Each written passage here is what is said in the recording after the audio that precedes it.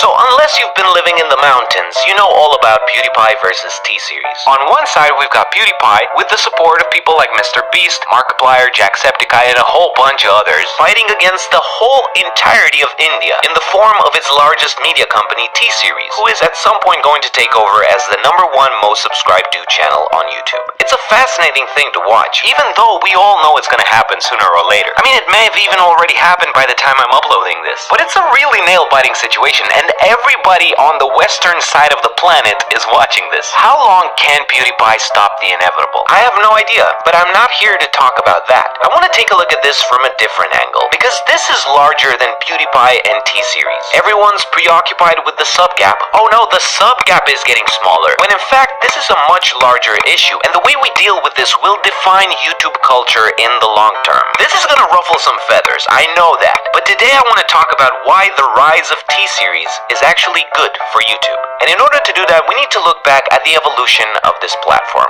YouTube started out in 2005 in San Mateo, California as a small American startup company. It's difficult now to imagine what it must have been like for these three guys to create YouTube from nothing, because this platform is ubiquitous at this point. It's everywhere. That's like trying to imagine what it must have been like in the room where Donald Trump was born. I can see the head. I can see the head. He's coming out. He's coming out. He looks kind of weird. I'm gonna build a wall. It's gonna be the greatest wall of all time. It's gonna be... Internet was going through this sort of puberty phase. So I guess you could say that YouTube was one of the pimples popping up on the pubescent face of the internet. So nowadays, as the internet hits a state of maturity, as well as YouTube along with it, foreign ecosystems are developing all over the world. YouTube does not belong to America anymore. It does not belong to English-speaking countries. And it hasn't for quite a while. For example, in Romania, there's somewhere between 15 and 20 channels with over 1 million subscribers. And none of them speak English. Except, of course, for your boy. And the same goes for any other country with access to the internet. Or, I should say, unfiltered access to the internet. Because I spent a month in China last year, and I had this conversation with someone, and they were like, so what do you do in life? And I was like, oh, I make YouTube videos. And this girl in her 20s was like, what's that?